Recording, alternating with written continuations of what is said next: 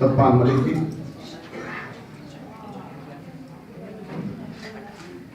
इस मंच पर उपस्थित सभी अतिथिवृंद तथा इस सभागार में उपस्थित सभी विशिष्ट जन, आज डॉक्टर राजेंद्र प्रसाद जी की, जिन्हें हम लोग राजेंद्र बाबू के नाम से ज्यादा पुकारते आए हैं, आज उनकी 134वीं जन्म दिवस है।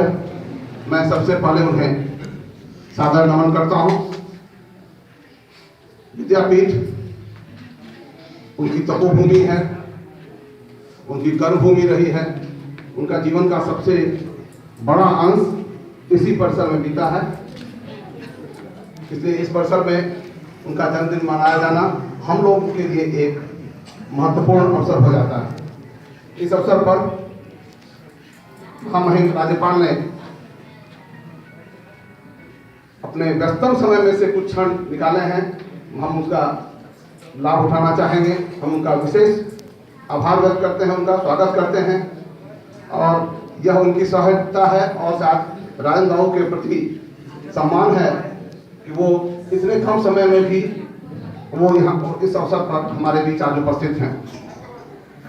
मैं महामहिम को सिर्फ यह जानकारी देना चाहूँगा कि जब चंपारण उपखंड के बाद ऐसा महसूस हुआ कि बिहार में एक विश्वविद्यालय खोला जाए, ऐसा विश्वविद्यालय जो भारतीय संस्कृतियों पर आधारित हो, भारतीय शिक्षण पद्धति पर आधारित हो, जिसमें भारतीयता सिखाई जाए, जिसमें राष्ट्रीयता सिखाई जाए, तब यहाँ पर एक राष्ट्रीय विश्वविद्यालय की अवधारणा आई और तभी यह बिहार विद्यापीठ एक राष्ट्रीय विश्वविद्यालय के रूप में स्थापित किया गया।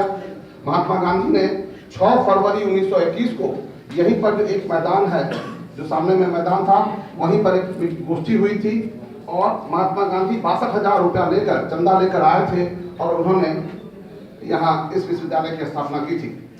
और राजेंद्र बाबू ने अपना पूरा जीवन अर्पण कर दिया। मौलाना मजरूल हक ने अपनी संपत्ति दान की और यहाँ पर इस जमीन को क्रय किया था। इसे आश्रम के रूप में जाना जाता था उस जमाने से। और जब ये पीक पर था यह विश्वविद्यालय, तो करीब 21,000 बच्चे यहाँ से पढ़ते थे, जिसमें गांधी जी रेगुलरली उसके कन्वोकेशन में आया करते थे। राजेंद्र बाबू 1921 से लगातार 1946 तक जब वो दिल्ली गए फूड मिनिस्टर होकर के, फूड और कृषि मंत्री होकर के, उससे पहले तक यहीं रहते थे और उसके बाद तो वो संविधान सभा में अध्यक्ष रहे और फिर इसमें रहे, भारत के राष्ट्रपति, प्रथम राष्ट्रपति रहे, 12 वर्षों तक वो रहे। और उसके बाद भी फिर जब राष्ट्रपति पद से वो मुक्त हुए तो सीधे यहीं आए थे। अभी महामहिम ने उसका दर्शन किया, उस पवित्र स्थल का, और सभी जगह मैंने उन्हें देखा किस श्रद्धा भाव से उन्होंने सभी जगह पूजन किया है। मैं उनका नमन करता हूँ, मैं उनकी श्रद्धा भाव को नमन करता हूँ।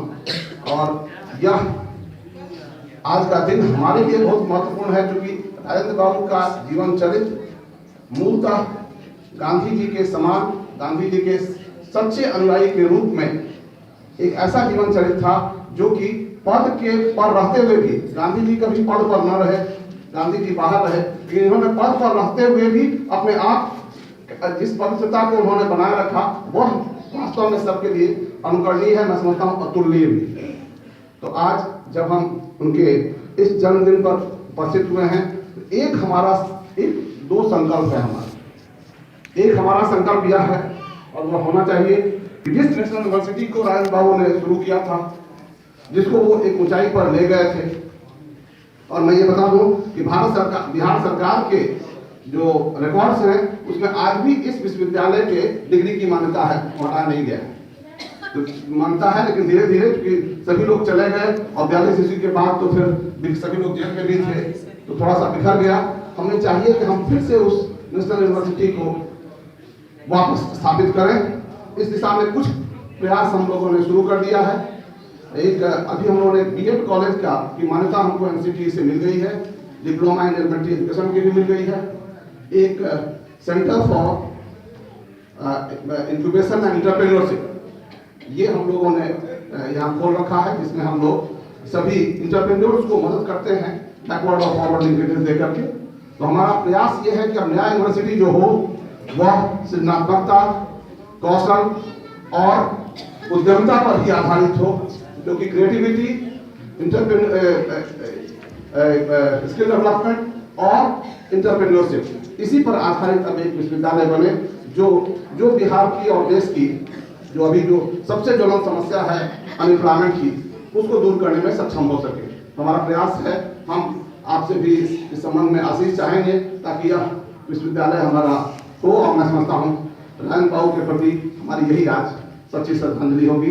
इन्हीं शब्दों के साथ मैं महामहिम का और आप सबों के प्रति आपका समूह का स्वागत करता हूँ, आभार व्यक्त करता हूँ कि आप यहाँ आए और आपने इस महायज्ञ में, हम लोग के लिए यह दिन एक यज्ञ का दिन होता है, इस यज्ञ में आप अपनी समय की आहुति दे रहे हैं। बहुत बहुत धन्यवाद सर।